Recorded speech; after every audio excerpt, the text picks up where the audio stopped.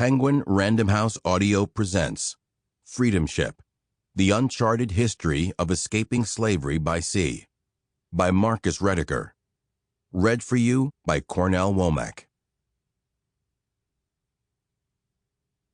For My Brothers, Shane Rediker and Peter Linebaugh.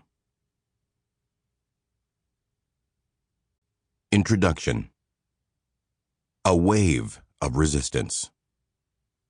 The storm winds wildly blowing, the bursting billows mock, as with their foam crests glowing, they dash the sea-girt rock. Amid the wild commotion, the revel of the sea, a voice is on the ocean. Be free, O man, be free. The Anti-Slavery Harp, a collection of songs for anti-slavery meetings, 1848. Thomas H. Jones was born in 1806 on a plantation owned by the cruel John Hawes in coastal New Hanover County, North Carolina. Hawes sold him at age 9 to another enslaver in Wilmington, the state's leading port. In an account of his life first published in 1854, Jones recalled, "Mother wept bitterly, and in the midst of her loud sobbings, cried out in broken words, 'I can't save you, Tommy. Master has sold you. You must go.' His new enslaver lashed him repeatedly with a cowhide strap for various offenses, including his determined efforts to learn to read and to find true religion. As a young man, Jones married a woman named Lucilla and had 3 dear little babes, Annie, Lizzie, and Charlie. But his wife and children were all sold to the labor-hungry cotton planters of Alabama. He would never see them again.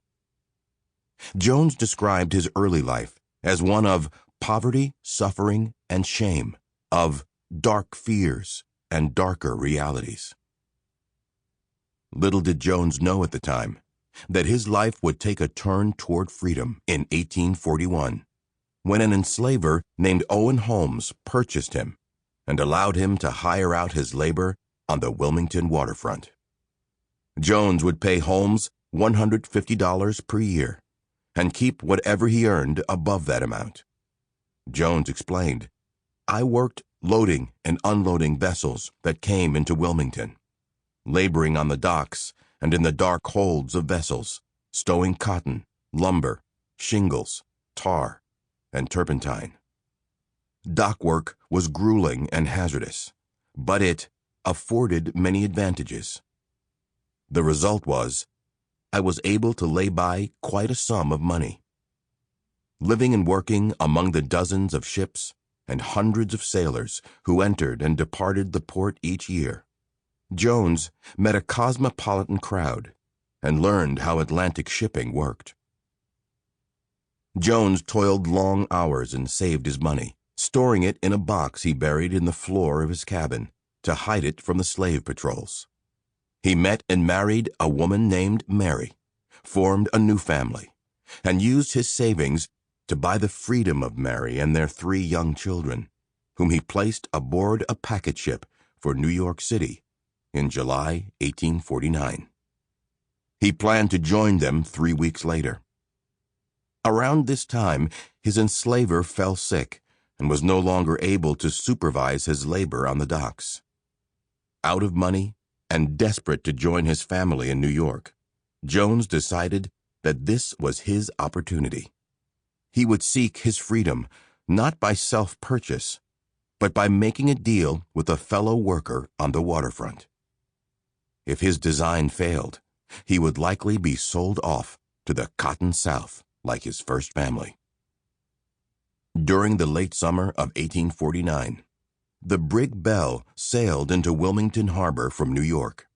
Jones went aboard and quietly sought out the steward of the vessel, who was likely African American and someone already known to him, to make a bargain. They spoke in hushed, urgent tones. Jones would pay $8, $329 in 2024, if the steward would stow me away in the hold of the ship and take me on to New York. Jones had offered the steward all the money he had, so he was relieved when he accepted the offer. Jones got himself an allowance of biscuit and water and hid out in the hold amid tightly stowed 40-gallon barrels of turpentine. The freedom voyage was not as easy nor as exhilarating as Jones had hoped. Once the ship got out to sea, Jones fell violently seasick and decided on the second day at sea that I could not live out the passage in the hold. In a condition of great weakness, he appealed to the steward, who snuck him into a passenger cabin where he would be more comfortable.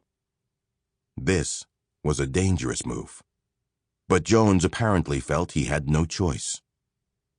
The brig's captain soon discovered him and recognized immediately that he was a fugitive.